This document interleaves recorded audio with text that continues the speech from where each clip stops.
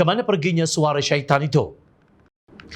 Ketika Muhammad Khalil Abdul Hadi menjawat sebagai timbalan Ketua Pemuda PAS, menegaskan PAS dan UMNO tidak boleh bergabung sama sekali kerana dasar perjuangan kedua-dua parti itu sangat jauh berbeza. Ini suara-suara syaitan yang mana tidak berasaskan hujah dan fakta, tetapi semata-mata untuk memburukkan pihak-pihak tertentu. Demikian katanya dalam satu wawancara dengan pihak media di Pejabat Perhubungan PAS Terengganu, Khamis 28 Mei 2015. Kenyataan beliau masih boleh diakses dalam portal bulletinonline.net.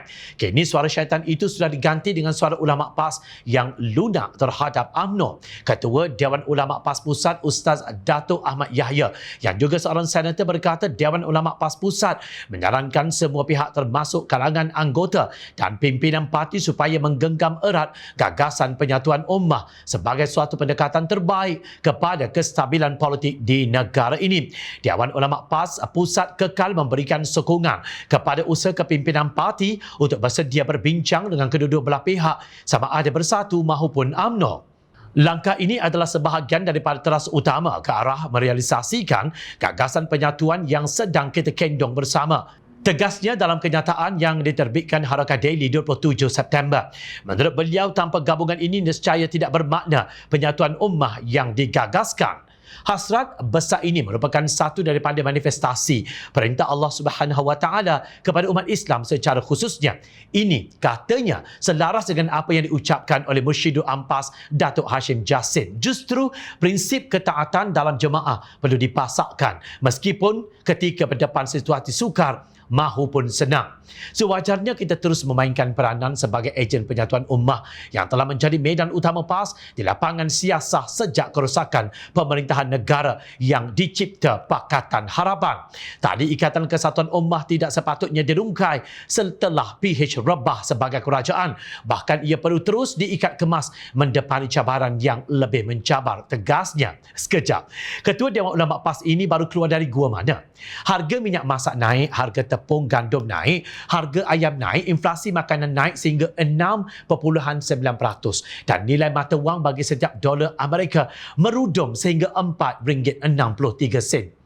Semua ini berlaku di zaman PAS berkuasa bersama UMNO, Barisan Nasional dan Perikatan Nasional. Sementara itu, baki komitmen hutang Wan Malaysia Development Berhad, 1MDB, iaitu legasi tinggalan bekas Presiden UMNO, Datuk Seri Najib Razak adalah sebanyak 32.08 bilion ringgit setakat 30 Jun lalu. Celah mana kerosakan itu dilakukan oleh Pakatan Harapan? Oleh kerana nama Pakatan Harapan cuba diburukkan dan dijadikan alasan dalam isu PAS mahu bersama UMNO, maka adalah adil dikongsikan juga pandangan daripada pemimpin parti nemesis PAS, iaitu Amanah. Ahli Jawatan Kuasa Pimpinan Amanah Nasional Muhammad Faiz Fazil berkata, penyatuan PAS UMNO bukan atas dasar prinsip Islam tetapi atas perebutan kuasa. Pendirian PAS yang flip-flop dalam memilih sama ada suami lama atau suami baru itu menunjukkan keadaan sebenar ketiga-tiga parti itu sedang berebut kuasa dengan menunggang sentimen Melayu Islam, tegasnya. Bertentangan dengan kenyataan, Ahmad Yahya Faiz berkata hakikatnya gabungan tiga parti terbabit ialah bersatu, PAS dan UMNO, susulan pengkhianatan langkah Sheraton telah membentuk kerajaan yang tidak stabil. Menurut beliau, ketidakstabilan politik inilah sebenarnya yang akan berterusan selepas pilihan raya umum ke-15 seandainya mereka memperolehi majoriti. PAS yang selama ini menjadikan UMNO sebagai musuh tradisi, sekarang ini sanggup menggadaikan perjuangan asal demi mendapatkan kuasa dengan bergabung dengan UMNO. Parti yang telah dikafirkan PAS sehingga menimbulkan perpecahan dalam kalangan masyarakat kini didambakan untuk bersama, kononnya atas nama Melayu Islam, hanyalah candu politik untuk mengaburi pemikiran rakyat. Bergabung dengan parti yang korup bukanlah ditutup Islam. Bidas Faiz yang juga bekas anggota Pemuda PAS. Pandangan Faiz ini jelas menolak kenyataan Ahmad Yahya bahawa kononnya penyatuan ummah dengan UMNO itu manifestasi perintah Allah Subhanahu Wa Taala. Beliau menempelak PAS yang kini tidak lagi menjadikan pelaksanaan hukum hudud melalui pindaan RUU 355 yang dikatakan jambatan kepada penggabungan PAS UMNO sebelum pilihan raya umum ke-14 sebagai agenda perjuangan kedua-dua parti tersebut, sedangkan mereka menerajui kerajaan hari ini. Jika dahulu PAS bersungguh-sungguh menentang maksiat seperti judi, namun sekarang PAS sanggup bersekongkol dengan UMNO menaikkan cabutan judi khas nombor ekor dari 8 kali kepada 22.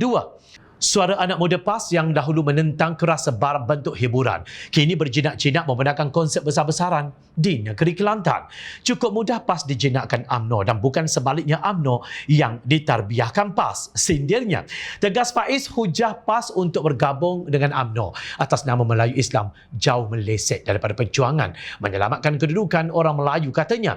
Beliau turut membangkitkan mengenai UMNO yang telah memerintah negara selama 60 tahun dan menjadi punca kepada kehilangan berbilion ringgit institusi dana awam Melayu seperti tabung haji, MARA dan juga Felda. Pemimpin UMNO yang terpalit dengan skandal rasuah dan salah guna kuasa kini dihulurkan tangan persahabatan sehingga menimbulkan persepsi negatif rasuah itu halal tempelaknya. Sedangkan dalam Islam, penggabungan perlu dibuat atas prinsip menegakkan prinsip Islam dan bukan atas premis kuasa semata-mata, tegas ahli Dewan Undangan Negeri Permatang Pasir itu. Jika tidak, sudah pasti Rasulullah SAW telah bergabung dengan Quraisy mentadbir Mekah tetapi berhijrah ke Madinah menjadi pilihan baginda. Bedasnya, Faiz mengajak kita supaya kembali kepada pegangan Islam menerusi firman Allah Subhanahu Wa Taala dalam surah Ali Imran ayat 103 yang bermaksud, dan berpegang teguhlah kamu dengan tali Allah dan jangan berpecah belah. Justru bergabung dengan parti yang korak bukanlah dituntut Islam. Sedangkan Islam menuntut umatnya berjuang menentang rasuah yang merupakan satu bentuk kezaliman, tegasnya. Mana perginya suara syaitan itu? Rakyat memerhati.